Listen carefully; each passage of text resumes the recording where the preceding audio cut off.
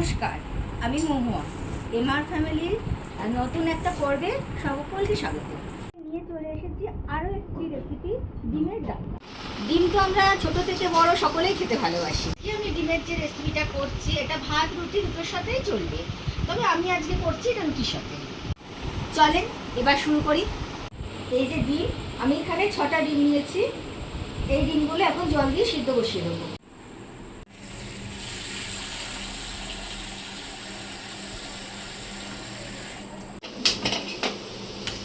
সিদ্ধ করা হয়ে গেছে, ঠান্ডা হয়ে গেছে, এবার ছাড়িয়ে নিচ্ছি।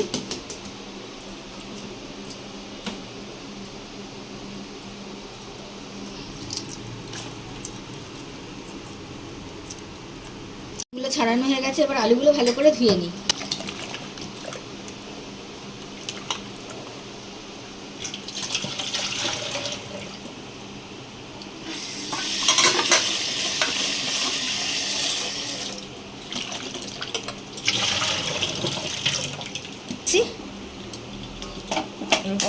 গ্যাসটা অন করে নিলাম, এবার কড়াইতে তেল দেব।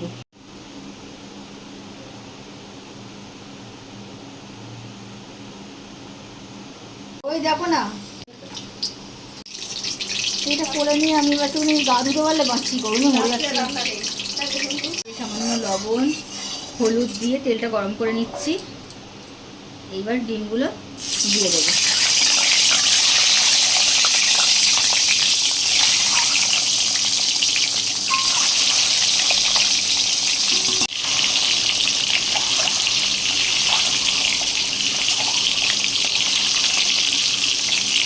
করে ভাজা হয়ে গেছে, এবার তুলে নিচ্ছি।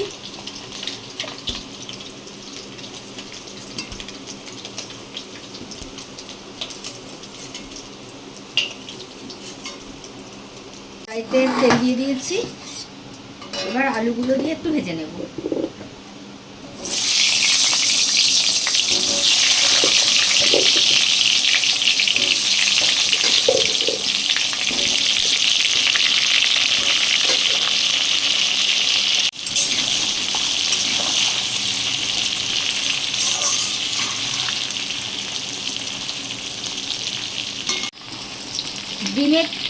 ডিমের তেলে ভাজি বলে কড়াইটা ফেনা ফেনা হয়ে গেছে।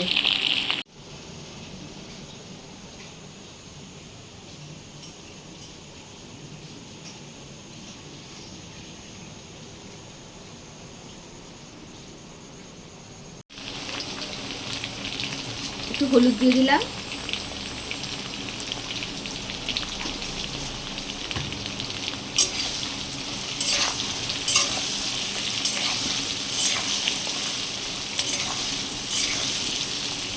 এবার এতে মশলাটা দিয়ে দেবো।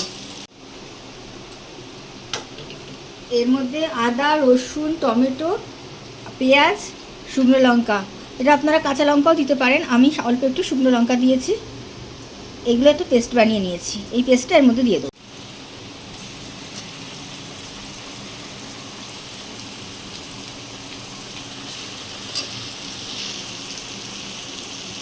মশলার পাত্রটা ধুয়ে একটু সামান্য জল দিয়ে দিলাম।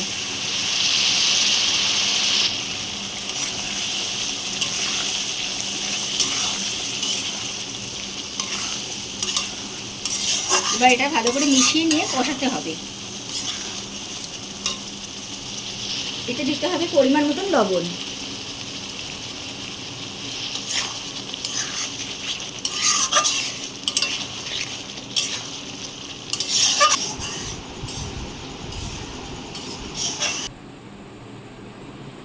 দিয়ে আবার একটু কষতে হবে, জল দিয়ে ভালো করে কষাতে হবে, নাহলে তলা ধরে যাচ্ছে।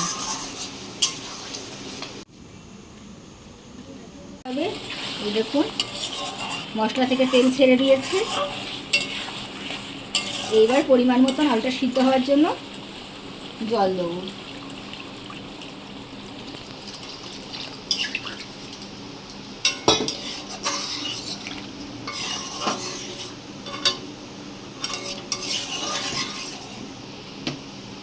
এবার এটা ঢেকে দেবো। তারপরে স্নান করবো।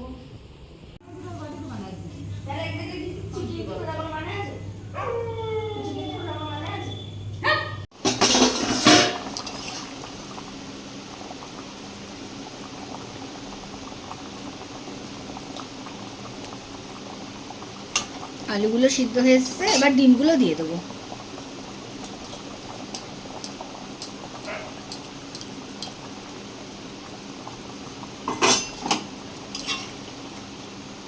একটু শুকনো শুকনো হলেই আমার ডিমের ডালনা তৈরি। আমি তরকারির ঝোলটা ঠিক এইভাবেই রাখছি, আপনারা চাইলে আরেকটু কষা কষাও করতে পারেন।